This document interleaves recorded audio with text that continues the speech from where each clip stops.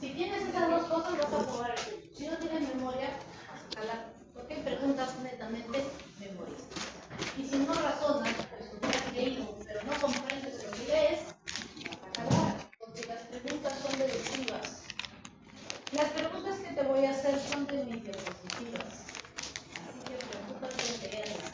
Los textos que traigo son del Gannon, del Guyton, del Boro, del Constanzo, del Silverton y del Doctor. Toda la información que yo te traigo es de libros. No vengo a inventar nada. Entonces la información que te traigo es una información real. ¿Ya? Puedes complementarlo tú mismo con tus propias lecturas de los libros y los capítulos que te gusten. También a veces uso ayuda de libros de anatomía o histología, porque a veces amerita hablar un poquito de anatomía o a veces histología. ¿Ya? Entonces, bienvenidos al curso, les deseo todo lo mejor, estudien, presten atención, porque van a ver que las clases son divertidas. Si estás aquí por vocación, te va a gustar, porque vas a entender cómo funciona el corazón, cómo funciona el riñón, cómo funcionan tus células, para que después entiendas las enfermedades de esos órganos. ¿Ah? Muy bien, sin más, bien chicos, he estado parada en la clase anterior, moviendo un poco las rodillas, un poco la garganta, así que me voy a sentar, pero no porque no me gusta hablar parada, pero en un momento me voy a sentar porque sí estoy un poco cansada. Listo, vamos a empezar entonces con las células. La célula es la unidad básica funcional de cada uno de tus órganos. Las neuronas son células, funcionan. Las neuronas tienen una forma. Existen varias formas de neuronas, ¿ya? Entonces, en el hígado también tienes células, los hepatocitos. En el hueso tienes los osteocitos. En los cartílagos, los condrocitos. En la piel tienes los queratinocitos, los melanocitos. Todas las células son eucariotas en tu cuerpo. Cada una tiene una función y todas están formadas por lo mismo. Un citoplasma, una membrana celular, un núcleo y organelas. Tienen formas diferentes, pero todas tienen las mismas estructuras. ¿Correcto? Entonces, la célula eucariota se caracteriza porque tiene un núcleo, que no la tienen las células procariotas, como por ejemplo las bacterias, ¿no? Nosotros tenemos nuestro material genético recubierto y protegido dentro del núcleo de la célula. Por eso somos organismos con células eucariotas. Todas las células del cuerpo tienen núcleo, excepto algunas. Por ejemplo, los glóbulos rojos, quienes han perdido su núcleo para poder llevar los millones de moléculas de hemoglobina que van a cargar el oxígeno. ¿Ya? Es un dato curioso. Dos compartimentos importantes en la célula: el núcleo, que contiene el material genético, y el citoplasma, que contiene las organelas, mitocondria, retículo endoplasmático, lisosoma, peroxisoma, etcétera, etcétera. Este citoplasma está compuesto también, así como por organelas, por citoesqueleto, que está formado a su vez por proteínas como los microfilamentos y los microtúbulos. Tiene iones el citoplasma. Vamos a estudiar en algún momento las células eléctricas que trabajan con el sodio y el potasio. Tiene dentro de él iones, tanto cationes como aniones. Tiene sodio, cloro, potasio, bajas concentraciones de calcio, tiene fosfatos inorgánicos también, etc. Y los orgánulos que vamos a estudiar el día de hoy. Muy bien, entonces las células eucariotas están presentes en los animales y en los vegetales. No vamos a estudiar a la vegetal porque no somos biólogos, ellos tienen otras organelas intracelulares, vacuolas, cloroplastos, que no son nuestras funciones, pero sí las animales, ¿ya? Muy bien, tenemos un núcleo, vean, a diferencia de las procariotas, que no lo tienen porque el ADN generalmente es circular y está dentro del citoplasma. Nosotros tenemos cromosomas que albergan el ADN en 23 pares de cromosomas, 22 autosómicos y un par sexual. ¿Ya? Tenemos cromatina, que no está en las bacterias. La cromatina proteína que tiene la forma de un carrete de hilo donde se envuelve el ADN para que se pueda compactar o se pueda estirar según las necesidades de la célula. Cuando hagamos mitosis deberán compactarse para dividirse las células hijas. Y cuando necesite producir una proteína de membrana, tendrá que desplegarse para copiar el ADN hacia ARN. ¿Ya? Y esas proteínas cromáticas están en las células eucariotas como nosotros. O sea, mi hepatocito tiene núcleo, mi hepatocito tiene cromatina, tiene un citoesqueleto que le da motilidad, que le da motilidad para las vesículas que están allí. Tiene citoesqueleto también que le puede dar flagelos a la célula, como por ejemplo el espermatozoide. ¿Tiene qué más? Tiene endomembranas, ya como el retículo endoplasmático liso, el retículo endoplasmático rugoso. Tiene ribosomas que se encargan, al igual que en las bacterias, de producir proteínas, pues, ¿no? Los ribosomas son los encargados de la síntesis de proteínas en el proceso de transducción.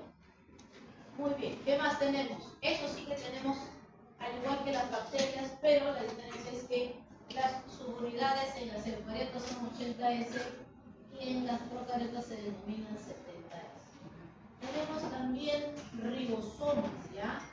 Los ribosomas son parte de la producción de energía y respiración celular que tenemos. Son unas organelas ultra especializadas, ¿ya? Están presentes los ribosomas, vean, porque nosotros realizamos nuestra respiración celular en las membranas de la mitocondria. En cambio, el procariota lo realiza en su propia membrana celular, ¿ya? Y así, son diferencias para que vean cómo las células animales están compuestas. El mayor porcentaje de volumen es el citoplasma en la célula, ¿ya? Aquí vamos a tener reacciones metabólicas, vamos a tener transporte de vesículas, ya sea desde el interior hacia el exterior o por endocitosis desde el exterior hacia el interior, todo movilizado gracias a este citoesqueleto formado de microtubulos. ¿Qué más? Las mitocondrias ocupan el 22% en volumen de la célula. En algunas células puede ser más, por ejemplo, donde se necesite utilizar más ATP. En el riñón, por ejemplo, en el túbulo controlado proximal, casi todas las células son mitocondrias, porque hay muchas bombas para el transporte de sodio, glucosa, los elementos que necesitan reabsorberse o excretarse en el riñón. Ocupan el 22%. Las mitocondrias están encargadas de generar energía de la respiración celular y también están involucradas en el proceso de apoptosis o muerte celular. El retículo endoplasmático rugoso y liso. Bueno, ellos son una continuación, o el retículo endoplasmático rugoso es una continuación de la membrana del núcleo, de la membrana del núcleo. Tiene formas de sacos y se llama rugoso porque dentro de él están los ribosomas, ¿ya? Encargados pues del inicio de la síntesis de proteínas, glucosilación de proteínas, modificación de proteínas. El retículo endoplasmático liso, que es este de acá, que está agrupado en forma de tubos, más bien, está encargado de generar pues lípidos, síntesis de lípidos, de glúcidos, y también está involucrado en el proceso de formación de los peroxisomas, de estas membranitas que vamos a ver más adelante. Tenemos el núcleo que contiene material genético y además los ribosomas en formación, el núcleo con el nucleolo, los lisosomas que son también organelas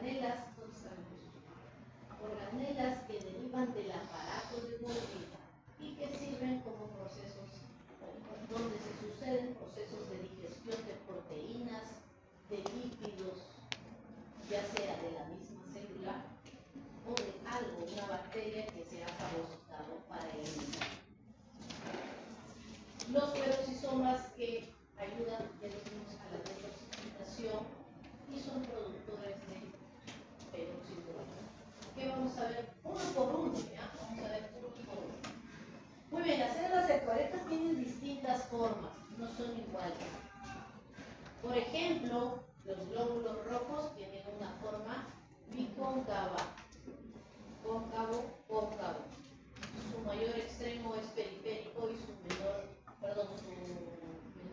tamaño de diámetro es, el más grande es en el extremo y el más pequeño es en el centro, ¿ya? Pierden el núcleo, no tienen núcleo. Y miren, aquí hay una célula endotelial, forma una monocapa de los vasos sanguíneos, son aplanadas, delgadas, pequeñas. Tenemos los hepatocitos, tienen tienen inclusiones lipídicas, tienen glucógeno dentro de ellas.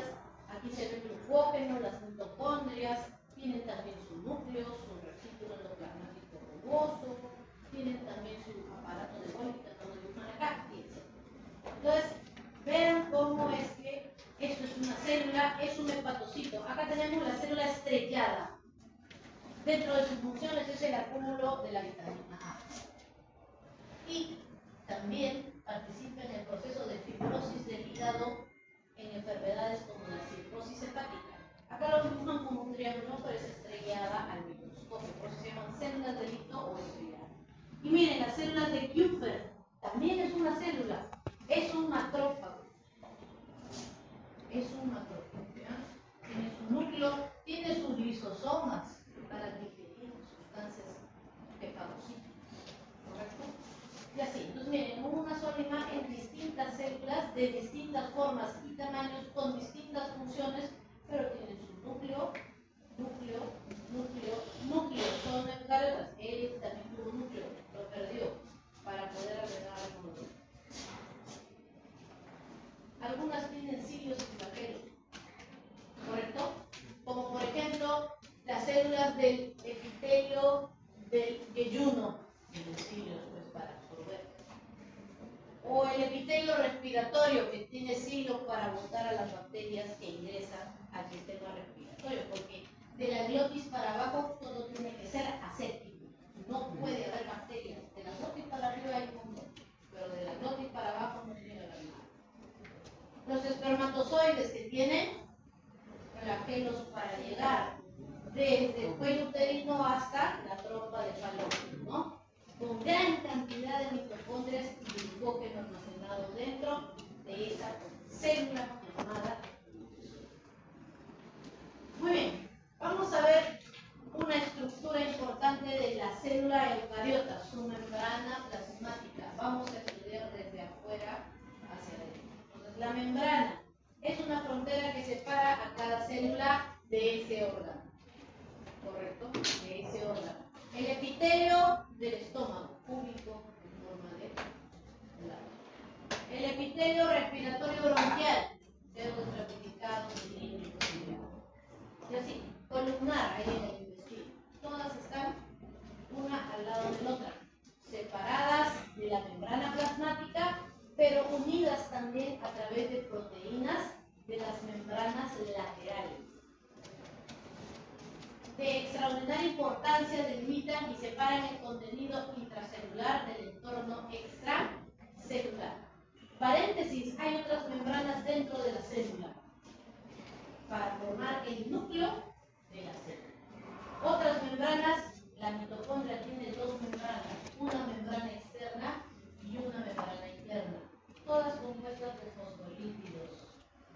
Contribuyen a la compartimentalización y especialización dentro de esa misma célula. La membrana plasmática se estudia en el contexto del mosaico fluido. ¿Qué significa? Que tiene varias, al mirarlo al microscopio, se ven distintas formaciones y además también es fluida porque los componentes se mueven de un lado a otro. Lípidos, es su mayor cantidad de componentes de la membrana plasmática son los lípidos.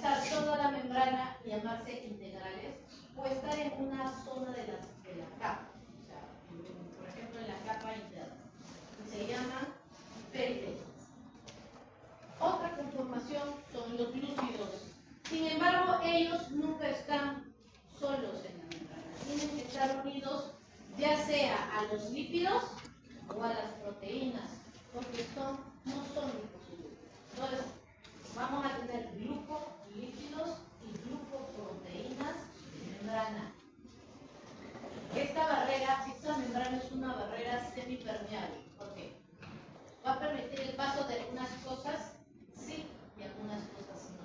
¿Qué cosas sí van a pasar? Todo lo que sea liposoluble. Lo atraviesa con facilidad. Por ejemplo, el oxígeno es un gas altamente liposoluble.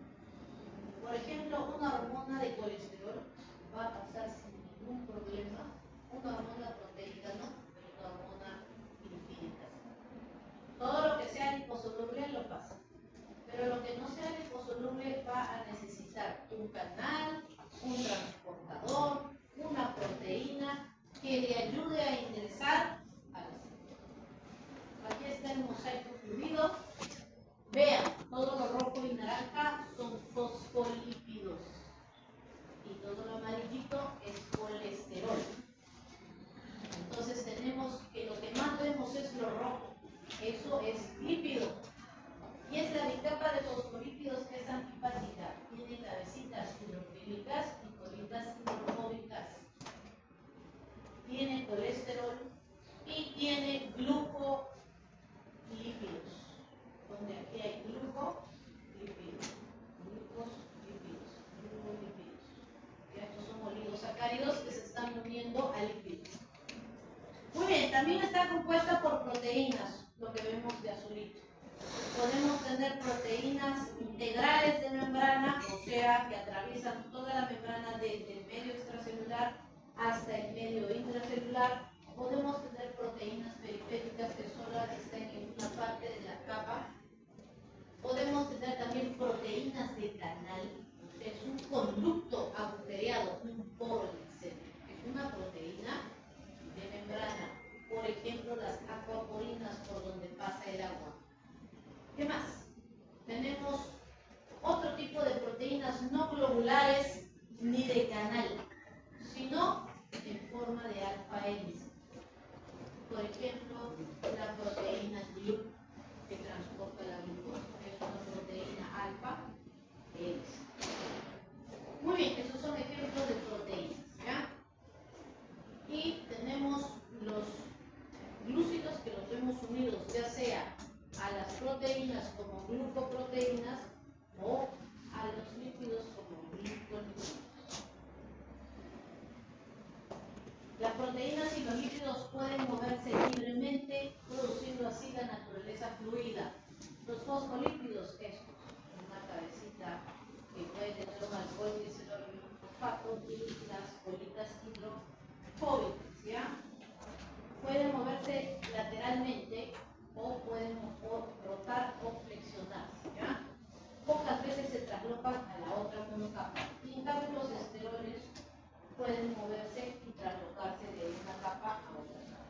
Esa es la fluidez. ¿Ustedes, alumnos? Fácil. Muy bien, veamos entonces el primer componente de la membrana de las células. Del hepatocito, de las células beta del páncreas, del astrocito, todas las células que te puedas imaginar. Son amfipátidas, tienen una región polar y una región apolar. La región polar es llamada la hidrofílica, compuesta por un alcohol y el fosfato. Un alcohol glicerol. Hay distintos tipos de fosfolípidos, ¿ya? Algunos pueden estar en la membrana externa, otros en la membrana interna. Para este lado, hacia el intracelular o hacia el extracelular, ¿ya? Tenemos los glucolípidos, ya no tienen un alcohol y un fosfato, sino tienen un azúcar. Acá les ponen un ejemplo, galactosa, formando la galactosilceramida. Entonces, esto es un glucolípido. Y los colesteroles con su grupo OH, ¿ya? Muy bien, y su único ácido graso. Estos tienen dos ácidos grasos, solamente dos. Y los fosfolípidos, vean que tienen un ácido graso saturado y un insaturado. Muy bien, entonces, el fosfolípido es la cabecita hidrofílica y las colitas hidrofóbicas, ¿ya? Y siempre se van a colocar de esta forma cuando están en contacto con el agua. En un entorno acuoso, entonces, estos grupos de cabezas que ya dijimos que son polares y las colitas apolares se orientan hacia el lado del agua y las colitas que son son no polares se ponen hacia la zona interna. ¿Ya? La cabeza es hidrofílica, entonces, y las dos colitas son hidrofóbicas, insolubles al agua, no cargadas. Las colas son hidrofóbicas. ¿Ya? Están una al frente de la otra y forman esta doble capa, la bicapa. Acá tenemos una clasificación de los lípidos de la membrana. Hay los polares, dijimos, y hay no polares. Allí tenemos las colitas, que son los ácidos grasos que vemos aquí. Y tenemos los polares, ¿no? Que pueden ser fosfolípidos o podemos tener glucolípidos. Ahí están todos los lípidos. Muy bien. De los no polares tenemos los ácidos grasos y el colesterol. De los fosfolípidos dijimos que pueden haber distintos fosfolípidos de membrana.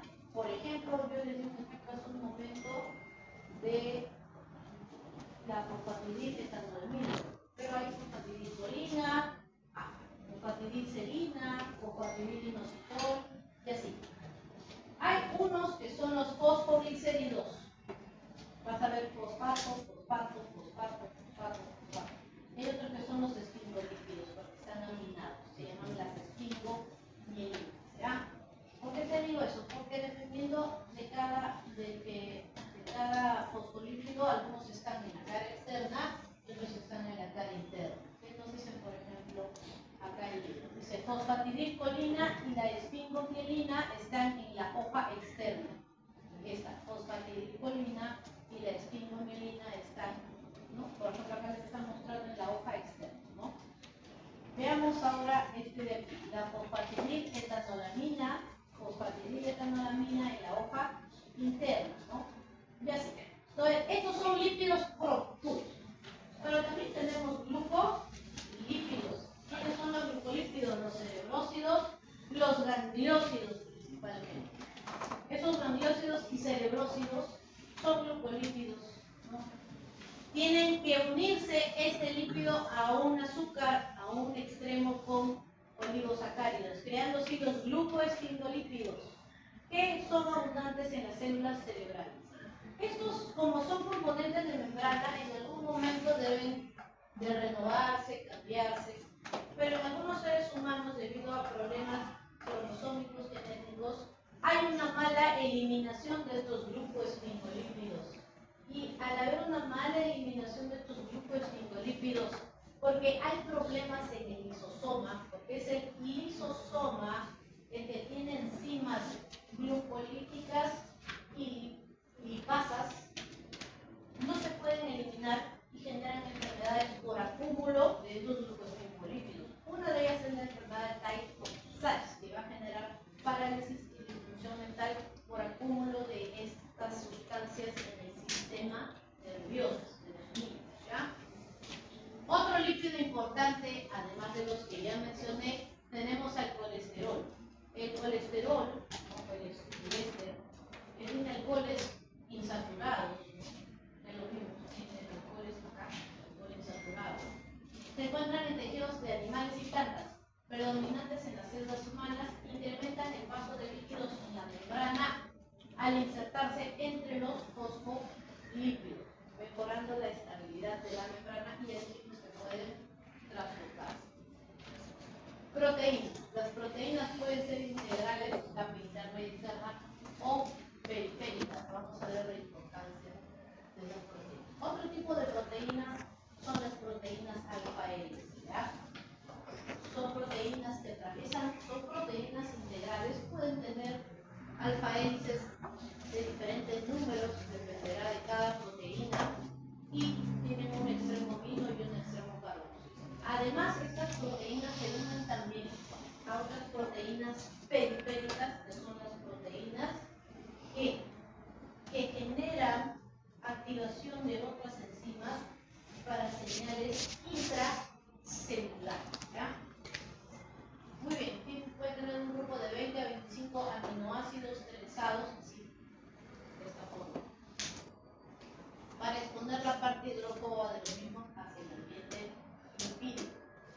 Las proteínas pueden estar en cantidades distintas dependiendo de cada cada célula. Por ejemplo, en las neuronas pueden tener, dice, el contenido proteínico de las membranas varía desde menos del 20% en la mielina y hasta un 60% en los hepatocitos. Los hepatocitos tienen gran cantidad de proteínas. ¿Por qué? Porque el hepatocito tiene actividades detoxificantes, tiene actividades de almacenamiento, tiene actividades de glicólisis, gluconeogénesis, por lo cual necesita muchos receptores, necesita muchas enzimas proteicas. Entonces, ¿qué son las proteínas? ¿Para qué sirven? Ya entendí que son parte de la membrana de la célula. ¿Y para qué están ahí? ¿Para qué se ponen en la membrana? ¿Qué función tienen? Ya vi que los fosfolípidos forman la estructura, como que son los bloques de ladrillo. Pero ellas van a servir de transductor de señales, van a servir de enzimas también. O sea, ellas tienen ya una función, no solo son estructurales. Las proteínas integrales, mira, señalamiento intracelular y vías de la regulación del crecimiento. Entonces, llegan señales, proteínas, hormonas hacia esa proteína de membrana para generarle alguna señal dentro de la célula. Y regulación del crecimiento, factores de crecimiento de esa célula para que crezca, ¿no? Por ejemplo, cuando el basófilo está en la sangre e ingresa a un tejido, tiene que crecer. Cuando el monocito está en la sangre y pasa al tejido, se llama macrófago. Y su tamaño crece dentro de ese tejido, se vuelve más grande.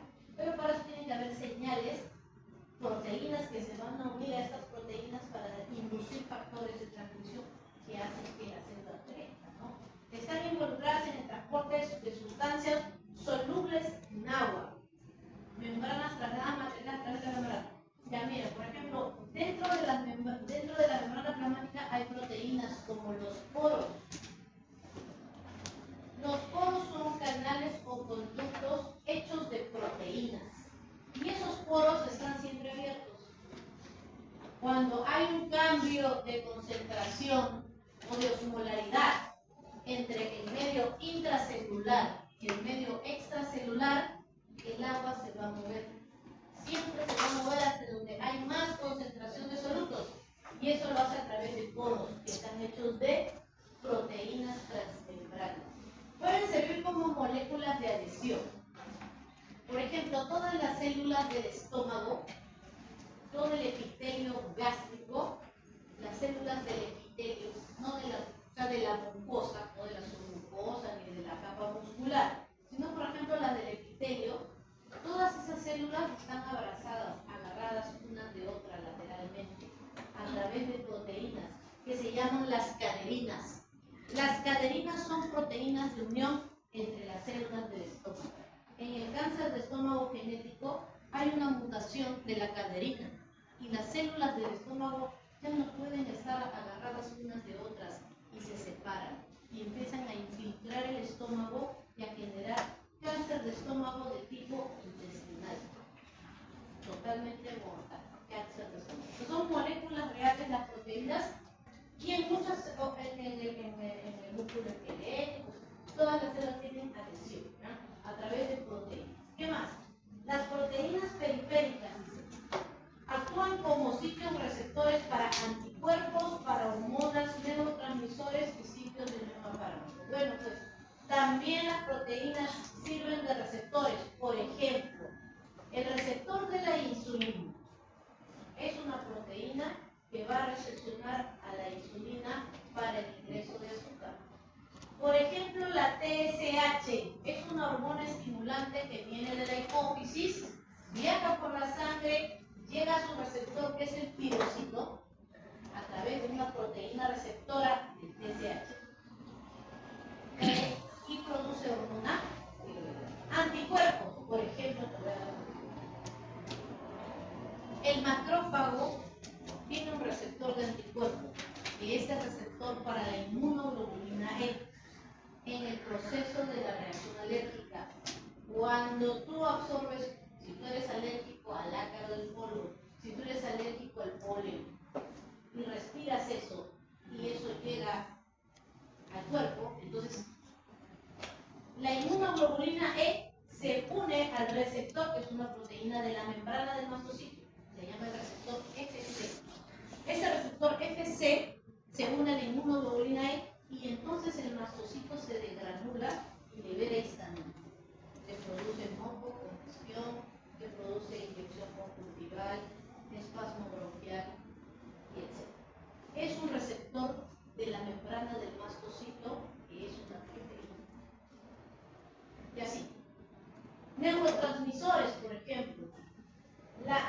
acetilcolina es un neurotransmisor que se va a secretar en la unión entre el nervio y el músculo.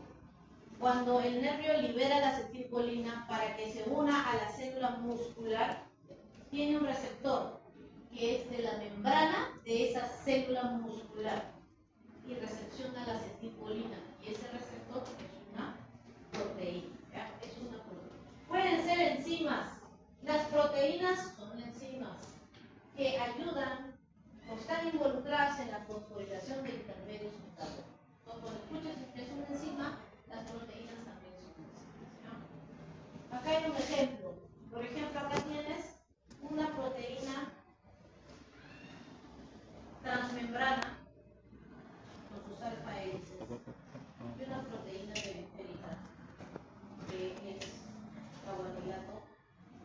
Entonces, vean, tenemos una hormona X que llega a su receptor, que es esta proteína, que a su vez esta proteína activa a esta proteína periférica, desdobla su subunidad alfa, y esta subunidad alfa se une a esta adenilato citasa, que es una proteína sináptica, y aumenta la liberación de AMP cíclico, que va a tener alguna función en esa célula.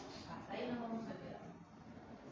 En un ejemplo real del cuerpo humano, que les muestra aquí, una célula que tiene su receptor de la membrana, que es una proteína, y está llegándole una hormona.